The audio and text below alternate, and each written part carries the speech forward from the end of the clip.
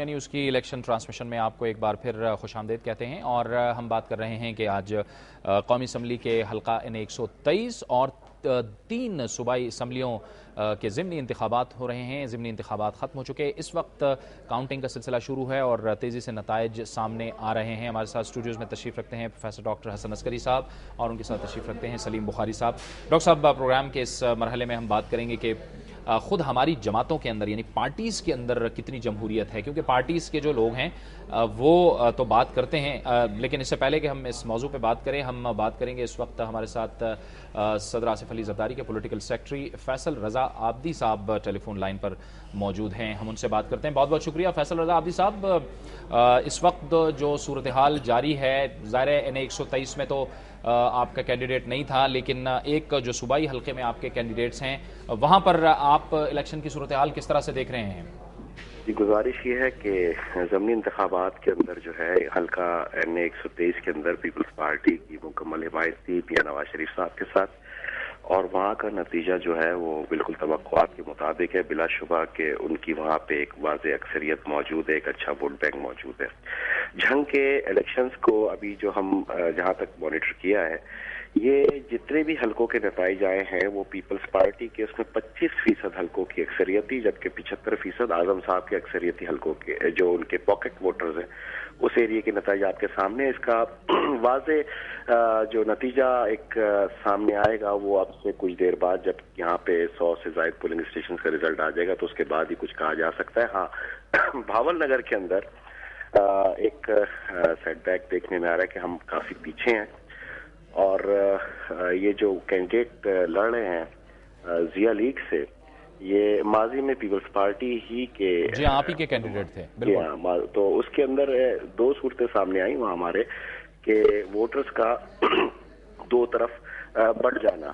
کیونکہ ایک اپنی شخصیت بھی ووٹرز پہ کافی اثر انداز ہوتی ہے، اور وہ کافی گرپ رکھتے تھے وہاں کے ووٹرز پہ۔ مختلف کمیٹیز جو ہیں وہ ووٹ کرتی ہیں، اور ان کے جو ہیڈز جہاں پہ فیصلہ کرتے ہیں وہیں پہ ووٹ کاسٹ کیا جاتا ہے، لیکن جعفر آباد کے اندر پیپلز پارٹی نے واضح اکثریت جو ہے اس میں جا رہی ہے، تو ابھی قبل از وقت ہے کچھ کہنا۔ اچھا فیصل صاحب، آپ یہ فرما رہے ہیں کہ جو N123 ہے اس میں پیپلز پارٹی مسلم لیگ نون کو سپورٹ کر رہی ہے، لیکن یہاں حافظ سلمان بٹ کہتے تھے کہ جو مقامی قیادت ہے پیپلز پارٹی کی وہ انہیں سپورٹ کر رہی ہے۔ میرے محترم یہاں پہ حسن عسکری صاحب بھی بیٹھے ہوئے ہیں، اور ایک معروف دانشور بھی آپ کے ساتھ تشریف فرمائے، اور وہ یہ بات شاید میری سیکنڈ کریں گے کہ پیپلز پارٹی سب کچھ کر سکتی ہے، جماعت اسلامی کو قطعاً سپورٹ نہیں کر سکتی کہیں پر بھی، کسی بھی وقت، کسی بھی جگہ، کیونکہ جماعت اسلامی سافٹ کارنر رکھتی ہے تحریک طالبان اور انتہا پسند جماعتوں کی جانب، جو کہ پیپلز پارٹی ان سے اس وقت جنگ کی صورتحال کا سامنا ہے تحریک طالبان اور اس سے متعلق تمام فورسز سے، تو اس چیز کو قطعاً رد کیا جاتا ہے۔ پیپلز پارٹی کی واضح سپورٹ میاں نواز شریف صاحب کے ساتھ۔ اچھا، بھاول نگر میں جو اطلاعات آ رہی ہیں اس میں یہ کہا گیا تھا کہ شاید مسلم لیگ نون آپ کو سپورٹ کرے گی، لیکن وہاں پہ جو کچھ ایسا لگ رہا ہے کہ شاید انجم کو سپورٹ کر رہی ہے، وہاں پہ آپ کیا دیکھ رہے ہیں؟ میں آپ سے عرض کروں کہ ایک اچھے ماحول کے اندر سیاست کا اس وقت کامیابی سے جمہوریت کو طاقتور کرنے کی جانب ہم گامزن ہیں۔ قطعاً کوئی ایسی گفتگو نہیں کرنا چاہتا جس سے کوئی دوریاں اس ضمن میں دونوں جماعتوں کے درمیان آئے۔ عنقریب پارلیمنٹ مضبوط ہونے جا رہی ہے، ابھی ہمارے پاس ایسی کوئی رپورٹس نہیں ہیں کیونکہ ہم اسلام آباد میں موجود ہیں، لیکن میں نے آپ سے پھر کہا کہ رات 10 بجے کے بعد اس پہ ایک واضح صورتحال ہمارے سامنے آئے گی، جس کے بعد ہم اس پہ گفتگو کر سکیں گے۔ لیکن میں آپ کو ایک بات پھر کہہ رہا ہوں کہ یہ ہمارے ہی کینڈیڈیٹ تھے، جو یہ واحد کینڈیڈیٹ تھے جو ایک ضیاء الحق کے بیٹے کی پارٹی میں گئے اور وہاں سے انہوں نے الیکشن لڑا، اور اس سے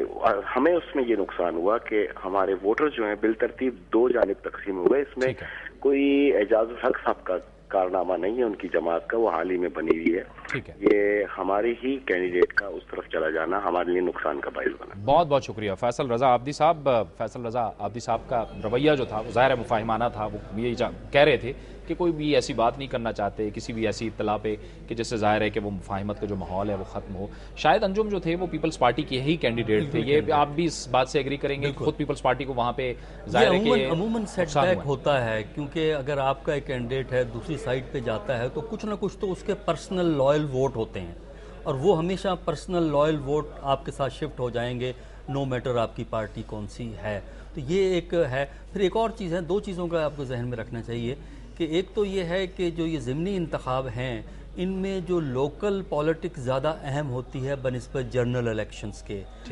تو اس کا ایک بڑا ہمیں واضح طور پہ ہمیں اثر نظر آتا ہے. پھر یہ ہے کہ یہ بات تو درست ہے کہ لوکل پالیٹکس یہ جو ضمنی انتخاب ہے یہ کسی اس سٹیج پہ اس حلقے میں پارٹی کی پوزیشن کو واضح کرتی ہے, لیکن اس کو آپ براڈ نیشن وائڈ ٹرانسلیٹ نہیں کر سکتے ضمنی انتخاب میں, کیونکہ ہر شخص کو یہ پتا ہے کہ ضمنی انتخاب سے حکومتیں نہیں بدلتی. فیڈرل میں جو رول کر رہا ہے وہ فیڈرل میں کرے گا, جو پنجاب میں رول کر رہا ہے وہ پنجاب میں رول کرے گا. تو اس طرح میرے نزدیک جو ضمنی انتخابات ہیں ان کو اس طرح دیکھنا چاہیے مختلف پارٹیز کو کہ وہ اپنی پالیسیز کو ریویو کریں اور آئندہ بہتر پرفارم کریں. ڈاکٹر صاحب اسی بات کو ہم کنٹینیو کرتے ہیں اور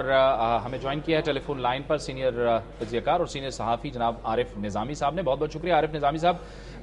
ڈاکٹر حسن عسکری صاحب سے جو گفتگو ہو رہی تھی ان کا یہ کہنا تھا کہ یہ جو ضمنی انتخاب ہے اس کو ہمیں اتنا ظاہر ہے براڈر اسپیکٹرم میں نہیں لینا چاہیے, لیکن یہ ایک طرح سے ٹیسٹ ہوتا ہے ان جماعتوں کے لیے جو پہلے سے موجود ہوتی ہیں کہ وہ اپنی جو پالیسیز ہیں اور اس کو ریویو کریں اور اپنی مقبولیت کا جو تھوڑا بہت اندازہ ہے وہ ان کو ہونا چاہیے. آپ اتفاق کرتے ہیں اس بات سے؟ جی ہاں, جزوی طور پہ میں متفق ہوں, ڈاکٹر صاحب درست فرما رہے ہیں. یہ برطانیہ میں جو بائی الیکشنز ہوتے ہیں, بلکہ وہاں تو جو لوکل باڈیز کے بھی الیکشن ہوتے ہیں اس کو بھی